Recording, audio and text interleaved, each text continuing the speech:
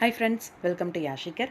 ரீசெண்டாக நம்ம ஒரு சில நடிகர் நடிகைகளோட ஆட் ஷூட்டா இல்லை என்ன அப்படின்ற அப்டேட் தெரியலை. எனக்கு தெரிஞ்சு ரெண்டுமே ஆட் ஷூட்டாக இருக்கிறதுக்கான வாய்ப்பு தான் இருக்குது. நம்ம சிங்கப்பெண்ணை சீரியல் நடிக்கிறாங்க இல்லையா, ஜிவி அவங்களோட ரீசெண்டான ஒரு ஆட் ஷூட் ஒன்று.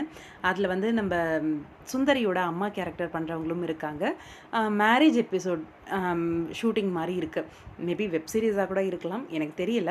ஆனால் ஷூட்டிங் லொக்கேஷன்லேருந்து ஒரு சில அப்டேட்ஸ் எல்லாம் ஷேர் பண்ணியிருந்தாங்க. அந்த மேரேஜ் அந்த லொக்கேஷன்லேருந்து இவங்களுக்கு பேரா பண்ணவங்க யாரு அப்படின்னா, பூவி உனக்காக சீரியலில் நடித்தார் இல்லையா ஹீரோ அருண், அவர் தான் வந்து இந்த புது ப்ராஜெக்டில் வந்து ஜிவியோட ப்ரேயர் பண்ணியிருக்காரு. அந்த மனமேடையில் அவர் தான் உட்காந்துருக்காரு. நல்லா இருந்துச்சு. என்ன அப்படிங்கிறது மட்டும் தெரியலை. மேபி ஆட் ஷூட்டாக இருக்கிறதுக்கான வாய்ப்பு இருக்குது.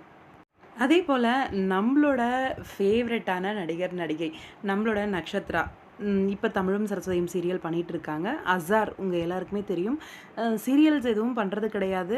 இவர் மோஸ்ட்டாக ஆட்ஸு அப்புறம் ஃபோட்டோ ஷூட்ஸ் அந்த மாதிரி ப்ரிஃபரன்ஸ் கொடுப்பாரு.